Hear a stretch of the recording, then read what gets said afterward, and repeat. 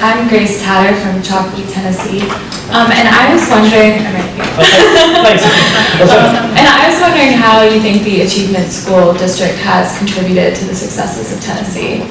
It's early, we're really in the second year of implementation, but I think I am, if you ask me the things that one of the things that I'm most excited about as governor, I think Achievement School District is at the very top of the list because we have some incredible people working there who are committed to this idea, again, that every child can learn. If you're in the bottom 5% of schools in Tennessee, your school is not achieving at a very high level at all.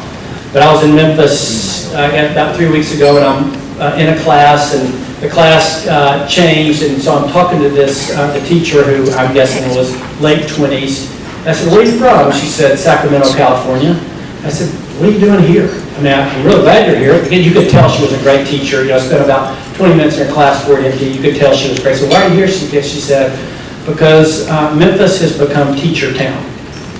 And there's more focus on great teachers coming to Memphis right now than anywhere else I know. Now, these are her words, not mine.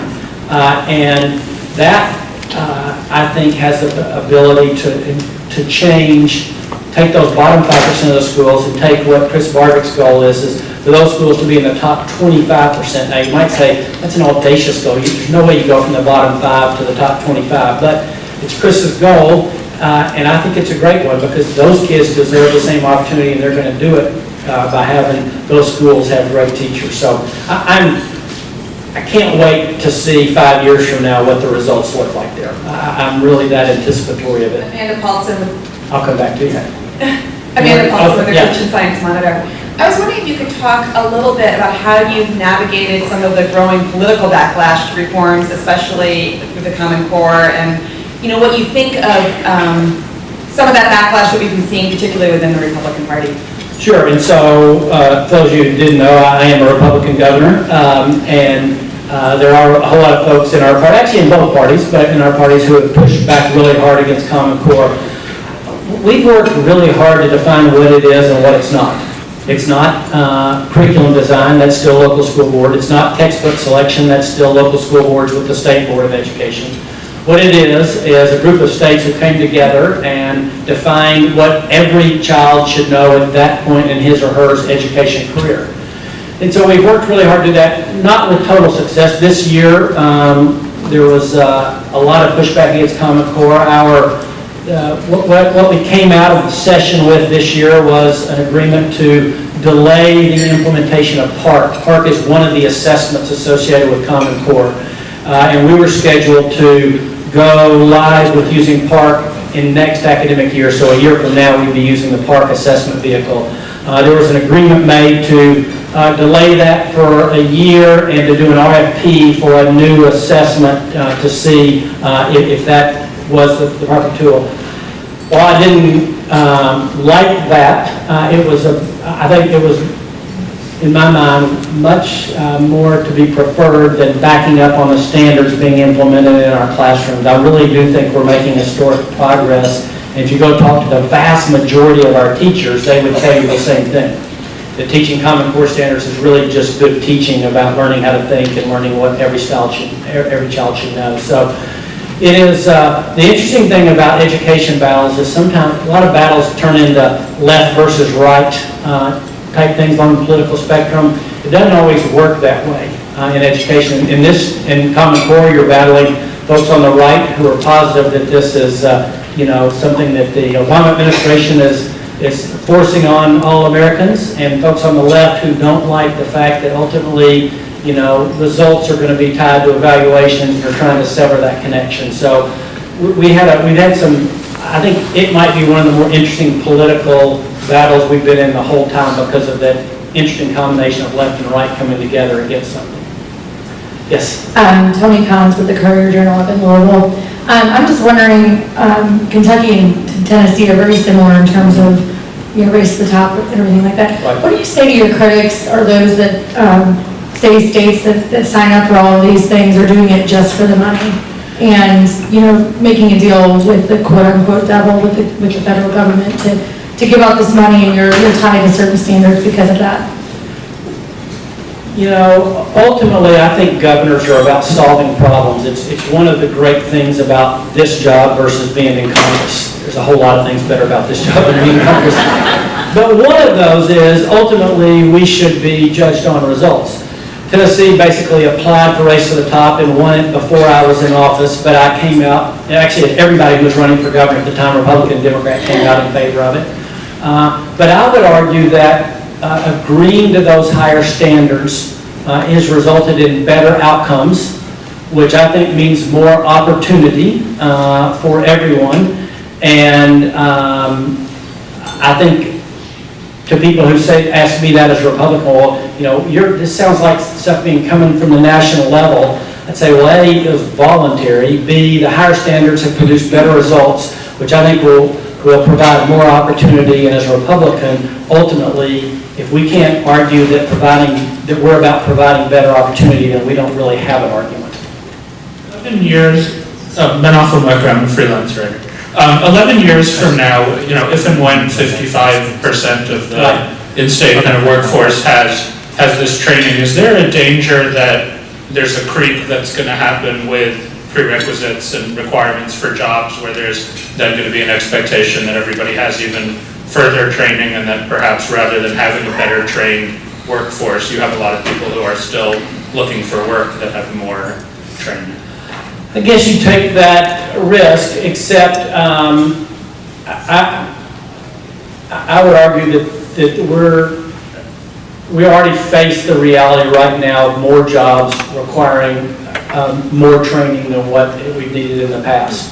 And when you go, Tennessee's become a leading automotive manufacturing state. We have Volkswagen, Nissan, General Motors here. Because of that, there's a lot of auto suppliers. But since you're education artists, I don't know how much time you spend in automobile plants, but you should, because it would actually help you in terms of what you're writing about. But when you go into automobile plants today, it is not what you picture of a long assembly line of people, turning wrenches. It is an incredibly technical, complex environment that requires a different skill set than it took before. And so my point would be, the world's already moving there to requiring more training, and we're going to have to fight as hard as we can just to keep up. I mean, my guess would be that I wonder if that 55% won't be even higher when 2025 comes. Camilo Vargas, NPR's Latino USA. Governor, I'm wondering how Tennessee is doing in terms of racial and income integration in schools, and whether you believe that is still a value in American education. Sure, definitely believe it's a value. So I wish I could give you some exact data in terms of what our integration mix looks like for Tennessee students. I can't say that. I think what you would see if you came to hung around our Department of Education for a while is a real focus on the achievement gap between minority students, and a real focus on improving that. It wouldn't surprise anybody that the bottom 5% of our schools have a lot heavier minority tilt to them, and I think that's one of the things that will, as we work to improve the bottom 5% schools, to make certain that that's not true, is that those aren't the schools that rank the lowest in Tennessee. So I wish I should know more data about, what's the integration mix look like now compared to the past. I'll do my best to find that out. And for us, I think you'd see the key focus has been on the achievement gap piece of that. Hi, Sherry Pike, Greeley Tribune, Colorado. Did you have any pushback from your four-year institutions on the Drive to 55 plan, and how did you deal with that? It seems like they might have had a little bit of a problem with that. We did, really, for two reasons. One, we funded it really we created an endowment off the lottery reserves, and we also changed the funding. Tennessee has a Hope Lottery Scholarship that if you qualify to go to our four-year schools, you got $4,000 per semester at the four-year schools and $2,000 per semester at the two-year schools. And we changed that funding formula to where you basically get $3,500 at the four-year schools your first 2 years and $4,500 your second 2 years. We did that to help pay for the two-year schools. So we got pushback on that, number one. And then number two, you had four-year schools that are going wow, it's going to be hard for us to compete with free. And so there's a high degree of anxiety about that. And by the way, maybe as much from our independent colleges as from our public schools around, the four-year schools around the state. We dealt with that by, like I said, we negotiated a little bit of a change in the lottery funding. Initially, we were going to be $3,000 for the first 2 years and $5,000 the second 2 years. So we tweaked the formula back a little bit there, number one. Number two, my argument to the four-year schools would be, it's our goal to be increasing the pipeline, the funnel that comes into you, so that maybe you're going to have to compete harder for freshmen and sophomore, but hopefully you're going to have more juniors and seniors handed to you.